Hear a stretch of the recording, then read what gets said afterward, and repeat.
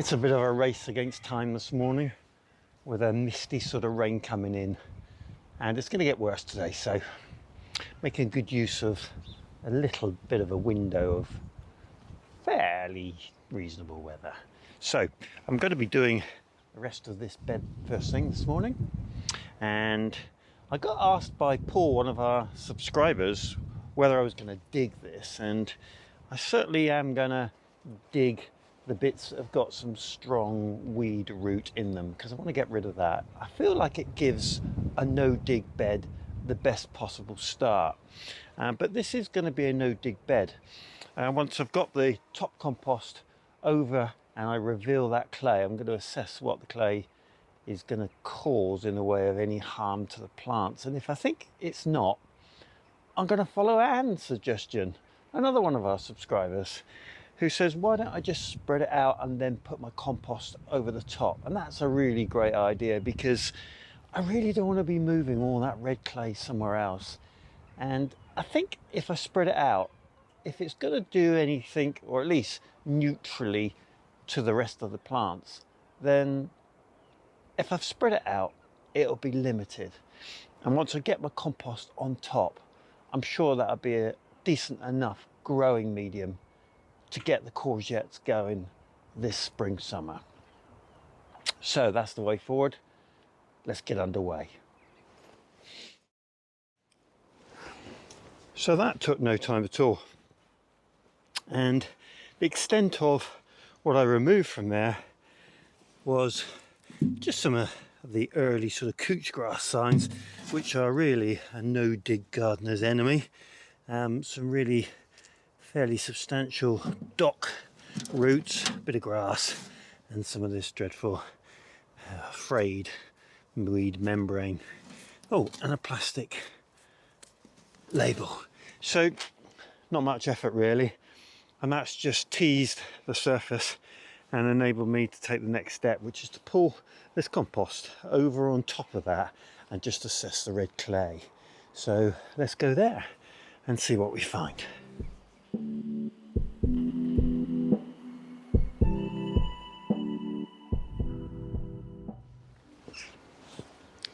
I'm really pleasantly surprised. The bed was always much deeper down the end because I was trying to compensate for the slope, so it's shallower up here, but the amount of that red clay in there seems to have diminished. I guess the worms have worked their way through it and it's worked into a much more friable material, which is fantastic. Down here I remember putting the most because I was trying to gain height, and for sure I got some fairly big lumps of clay, but I think I'm just going to take out those few bits. But spreading what was in there and breaking it up was a great idea, so that's fantastic.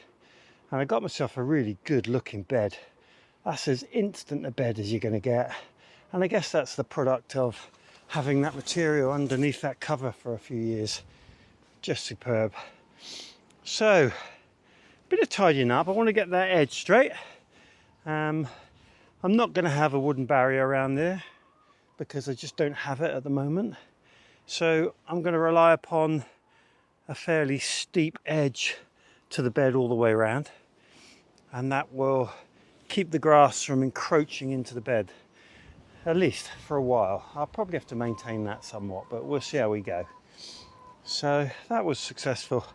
I'll tidy the edges up and then look at the compost layer.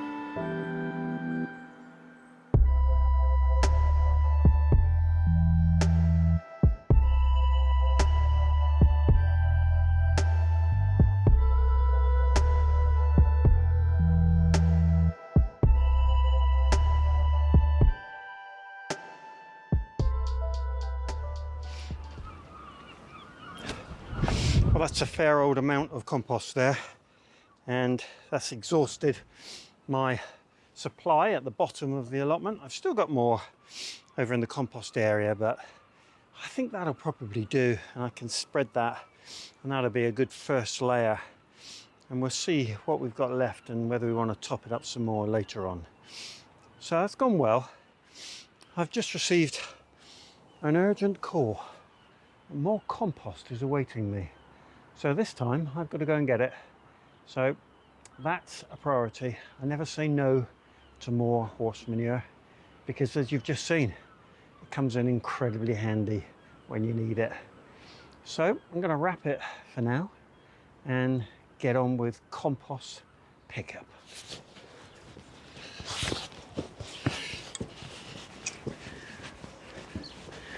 Well, I've got the trailer over and the rain is coming in pretty quickly, so it's going to be a bit of a race.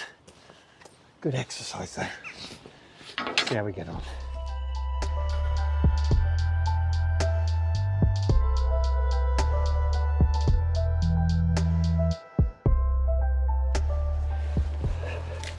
Well, that was a wee bit more challenging than perhaps it ought to have been, with the wind blowing it back, but we got there. And I just need to clean out that trailer now, and I think that'll be it for today. So I'll see you later.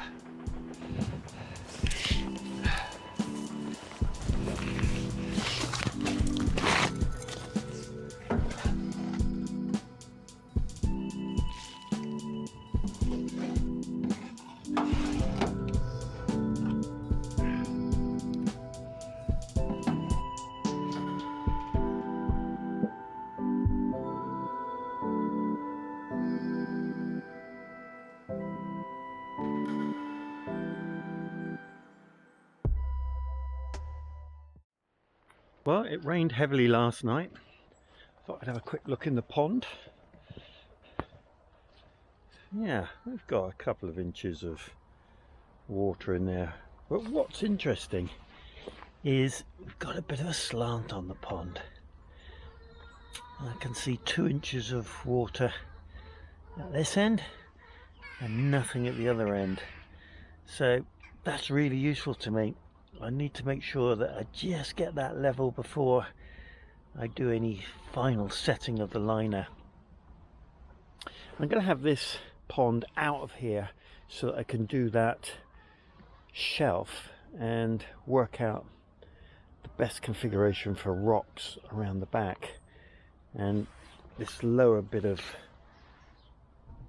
I think, clay mainly.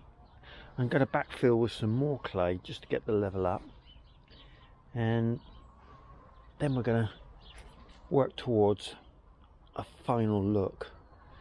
I've still got to get straight in my mind how this area interacts with the squash bed, but one step at a time. I think if I get the shelf in, I can work out the next things to do.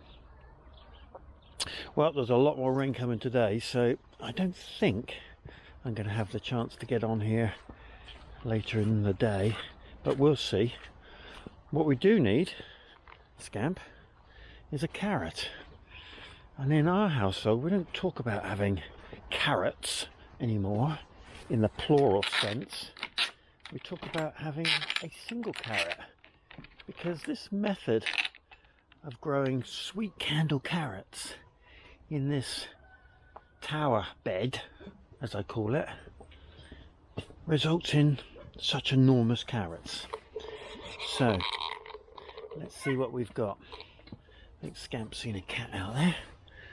Let's have this fella out. Well, it's not the most beautiful carrot, but he's certainly going to do the job. In fact, he's a pretty ugly carrot, but there's certainly a meal on there. I'm just feeding the chickens this morning, and it looks like Mr. Mole is having a great deal of entertainment, and he's managed to push open the gate with his excavations. But we'll let him carry on with that, because as a number of subscribers have indicated, This soil that comes from their excavations is top quality, and I'm certainly going to be using it. This time of year, when the chickens are getting used to the longer days, because the days are getting longer now, they tend to throw a bit of a wobbly where it comes to egg size.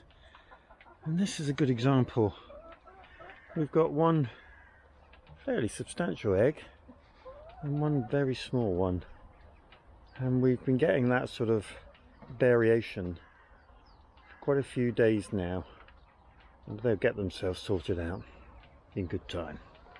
Well, I'm glad I got what I did get done yesterday, because the soil has had a good watering, because it was fairly dry underneath that membrane cover, and also the grass now is pretty wet, and it would have been an absolute mud bath in no time. We had a strong wind last night as well, blew over a few things in the garden, and clearly played a bit of havoc with these barriers. So we'll just stand them up so that they're not leaning against the fruit bushes. There we go. And you can see I completely cleaned out that compost bin yesterday, covering that new bed. Well, hopefully later this afternoon I'll get a chance to come out here if there's a break in the weather. There's plenty of work to do. We'll see. I've got to say, I've been looking forward to this. Not being able to get to it yesterday after all that effort was a bit disappointing. But now I could just pull that compost over the top, and hopefully this bed will be nearing its final state. I've got to look out for bits of couch grass because there was a fair amount in the compost, but it looks okay. We'll just cover up best we can. Now I can see I'm going to need a bit of compost around the sides of this, otherwise I'm going to get weed growth along the sides of it, but we can get to that at a later stage. In the meantime, just preparing the bed and having it ready for planting is what I'm really interested in. Although the courgettes, of course, won't be in here for a long time yet. Okay, we are nearly there.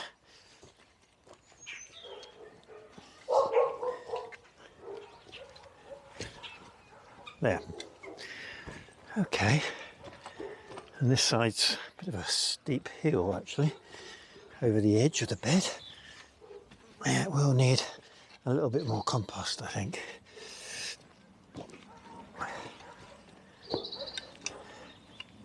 There we go. Looking good. Okay, well, the other thing that I've been really looking forward to is putting the shelf into that pond so I can get an idea of what it's going to look like. So I think that's next on my agenda.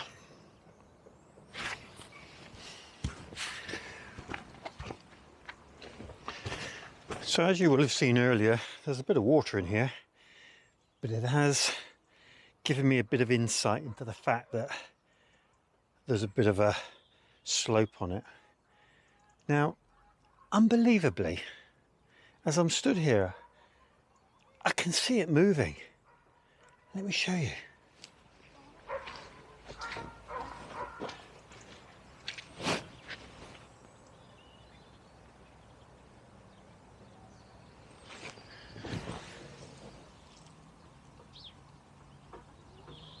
And I guess it's floating on water. So maybe there isn't a need to resolve a slope. Maybe it's just that stone or rock sitting in the bottom there, which is weighting one edge down whilst it's floating on a rather large puddle. Let's get it out and see. Right. Oh yes.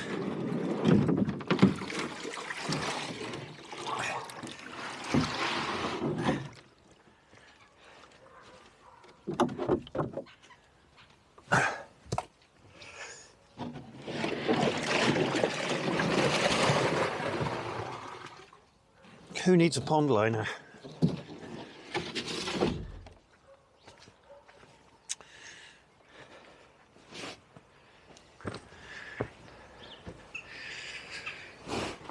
Well, I think that's probably changed my mind for this afternoon. I really don't want to be paddling around in the bottom of that. And any soil that I disrupt as I create that shelf, it's just going to fall in and there'll be no chance of me getting it back out again. So I think I'm going to let nature take its course and hope that we have a dry spell and it drains away. Okay, well, I think what I am going to do is strip this back and see if I can just get my head round what to do with this new squash bed.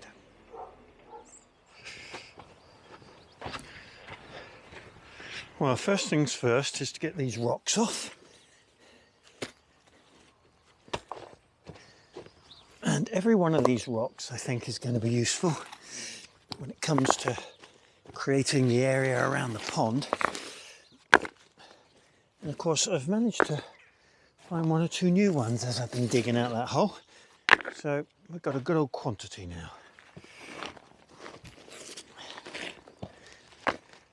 The bricks not so useful, but we'll find something to do with them at a later date.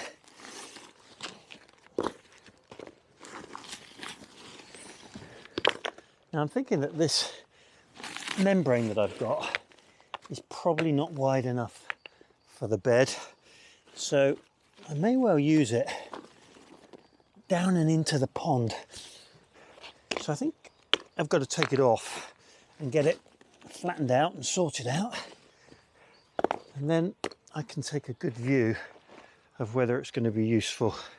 And I want to have that membrane going down and into the pond because we're always going to suffer from couch grass and probably mare's tail if we don't put some sort of barrier down first. And once you've got a rockery in place, weeding is one of the worst things you have to do because it's always so awkward to get to the roots of a weed when they're buried down in amongst some steady hard rock. Right, let's get the top off and see what it's like. Okay, so that's the first side off. Let's get this second bit off.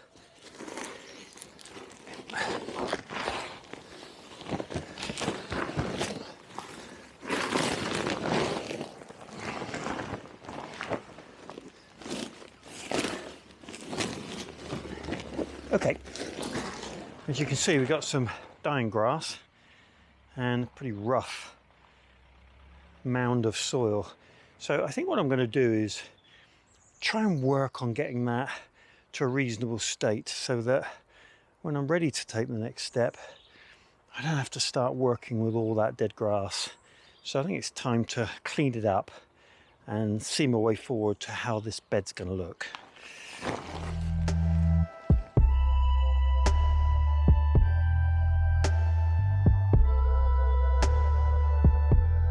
That's looking better. So here you can see the path line, which was a board that went into the ground. It's long since rotten, but it does give me a chance to see where the bed will come over to. And of course where all the rocks are is where the path will be.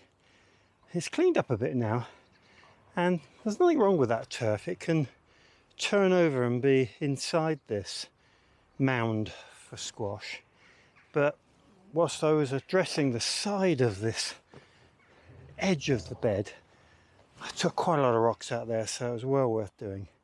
And there's some fairly entrenched, stinging little roots in there. So I think the next and final step for today is just to pull that over to the path line and get an idea of how much soil I've got there. And then I can give consideration to what happens here. And already it's looking a little bit more achievable if that's a lower profile, then a gentle slope might do here. We'll see how we get on.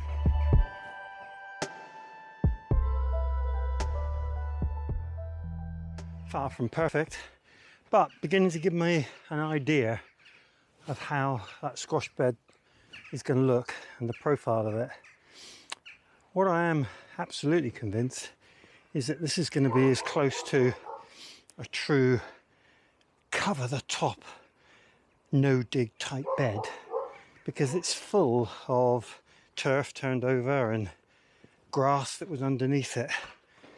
So it's going to be very interesting to see how it compares to the other beds, which were carefully sifted and prepared back in the day before I started making it a squash bed. It looks like a proper old earthworks now. I'm still wrestling with what I'm going to do with this. Part of me thinks I should just drag it back out, but that involves an awful lot of moving of other things, so maybe it will just plateau and give me two areas. This area with the pond with maybe a shelf or two, and this area flat. But I'm prepared to just wait and see how things progress and decide as we go along. I think that's going to be the best way. Well, that's me done for today.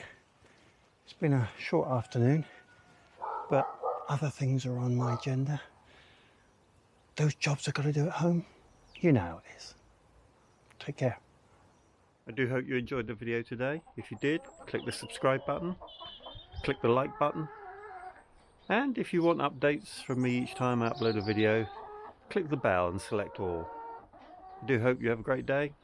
Diolch yn fawr.